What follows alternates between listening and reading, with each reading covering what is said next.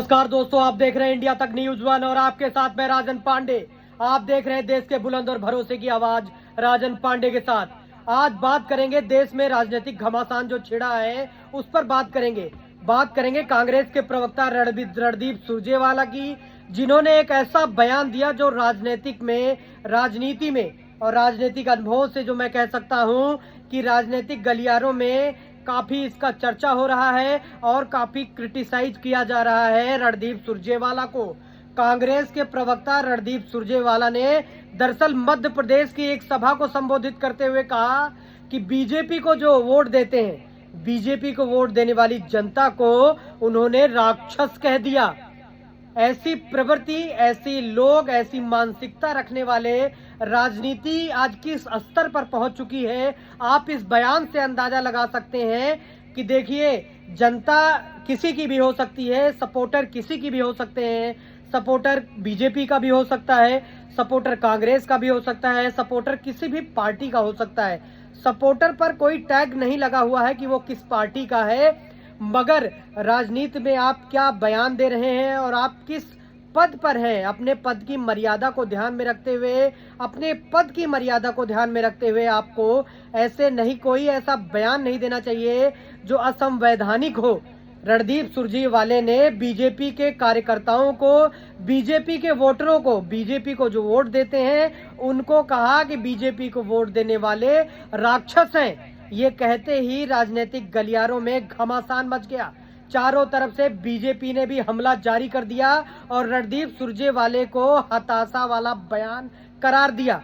दरअसल कांग्रेस की स्थिति जो आज बन रही है और जो देश में है, अविश्वास प्रस्ताव लाने के बाद भी मणिपुर पर राहुल गांधी 15 मिनट बोलते हैं। 15 से ज्यादा मिनट तक तो वो अपने घुटने को दर्द को लेकर और भारत जोड़ो यात्रा में उन्होंने क्या क्या देखा और उनकी मानसिकता किस प्रकार से बदली भारत को देखने के प्रति।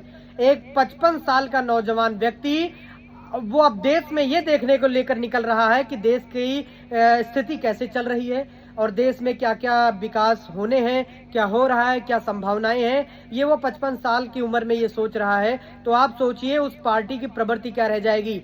आज अविश्वास प्रस्ताव को अधीर रंजन चौधरी ने कहा ये हमारी बहुत बड़ी मजबूरी थी, इस चक्कर में इस प्रॉब्लम में हम अविश्वास प्रस्ताव लेकर आए, क्योंकि हम चाहते थे कि प्रधानमंत्री बोले और प्रधानमंत्री नहीं बोल रहे थे।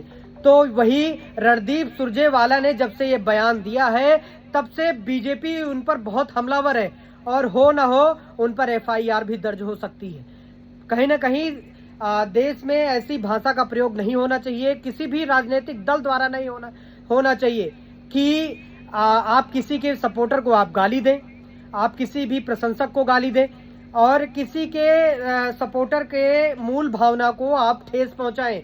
कोई राक्षस नहीं होता है। अगर आपकी पार्टी को वोट देगा तो वो अच्छा है और आपकी पार्टी को वोट नहीं देता है तो बेकार है, ऐसा कह देना कहीं ना कहीं राजनीतिक के हिसाब से तो आपको लाभ मिलेगा कि आपने अपना एक पक्ष रखा और मजबूती से रखा और आपने दूसरे को अच्छा ऐसे बोल दिया। भला बुरा बोलने से काम नहीं होता, जनता के लिए काम करके दिखाना होता है और जमीनी स्तर पर ये काम करके दिखाना होता है कि आप कितने मजबूत हैं, आपने किस तरह से काम किया है। और जनता के मुद्दों को मध्य प्रदेश में मैं आपको बता दूं, जब कांग्रेस की सरकार बनी तो उन्होंने कहा था कि वो किसानों का जो कर्जा है वो माफ कर देंगे।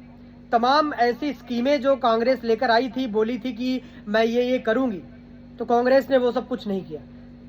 1.5 साल तक करीब कांग्रेस की सरकार वहां रही, मगर उन्होंने एक पैसे का कुछ भी माफ नहीं किया, किसानों के लिए कोई राहत नहीं दी।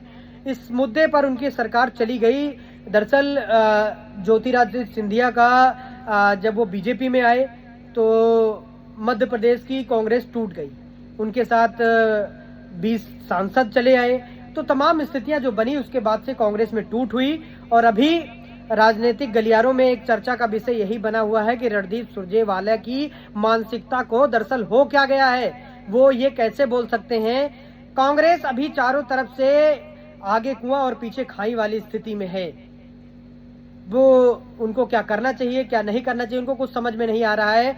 देश के इतिहास में पहली बार ऐसा हुआ कि सदन में, लोकसभा में नेता प्रतिपक्ष अधीर रंजन चौधरी ने बयान नहीं दिया। ना उन्होंने चर्चा की शुरुआत करी। चर्चा की शुरुआत की गौरव गोगोई ने। उसके बाद तीसरे दिन, अंतिम दिन, प्रधानमंत्री के अभिभाषण से ठीक पहले, प्रधानमंत्री को जब अपना बयान देना था लोकसभा में, उससे ठीक पहले वो भी बीजेपी ने अपने टाइम से अधीर रंजन चौधरी को टाइम दिया तो 15 मिनट उन्होंने बोला।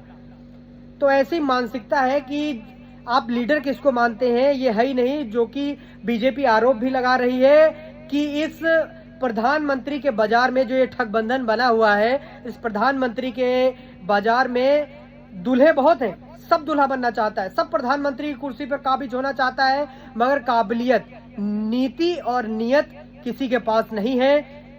तो आगे अभी 2024 का चुनाव जैसे जैसे आता रहेगा, आरोप प्रत्यारोप की ये राजनीति ऐसे बढ़ती रहेगी। और बयानों को लेकर, मर्यादा को लेकर मैं आपको क्या कहूं, इन लोगों ने जिस तरह से मर्यादा तार तार कर दी है, और राजनीति में शब्दों को लेकर जो व्यंग बाण चल रहे हैं, ये कहीं ना कहीं ये दर्शाते हैं कि इनकी राजनीतिक खींच कितनी हो गई है कि इनको सत्ता नहीं मिल रही है। इसलिए कि बीजेपी का एक धड़ा है, एक सपोर्टर है जो बीजेपी को चाहता है और चाहता है कि बीजेपी की सरकार 2024 में भी बने। तो एक नैरेटिव सेट करने का जो प्रयास किया जा रहा है रणदीप सुरजेवाला द्वारा, ये सही नहीं है। और बीजेपी के वोटरों को, और दरअसल ये देश के वोटरों को आप कह रहे हैं कि देखिए, वोटर आप, मैं कह रहा हूँ, किसी का नहीं है, किसी भी पार्टी का वोटर नहीं है, वो आपके कामों के लिए आपको वोट देता है। तो रणदीप सुरजेवाला जी, आप कोई भी बयान दें तो सोच समझ कर देना चाहिए। किसी भी सदस्य को, किसी भी पार्टी का हो, वो आपकी पार्टी का हो या बीजेपी की पार्टी का हो, आप उसको राक्षस नहीं कर सकते। देश की जनता को आप राक्षस कह देंगे, ऐसी प्रवृत्ति आपसे ये उम्मीद नहीं की जा सकती थी, और आपको इसके लिए माफी मांगना चाहिए। मैं आपसे यही गुजारिश करता हूं। और कांग्रेस पार्टी को अपने अंदर झांकना चाहिए। राजस्थान के मंत्री राजेंद्र गुड़ा ने कहा कि महिला सम्मान की आप बात करते हैं, प्रियंका गांधी कहती हैं लड़की हूं, लड़ सकती हूं, मगर महिलाओं की स्थिति जो आज है राजस्थान में जो हो रही है, उन्होंने एक आईना दिखाया, उसके बाद आपने उनको बर्खास्त कर दिया।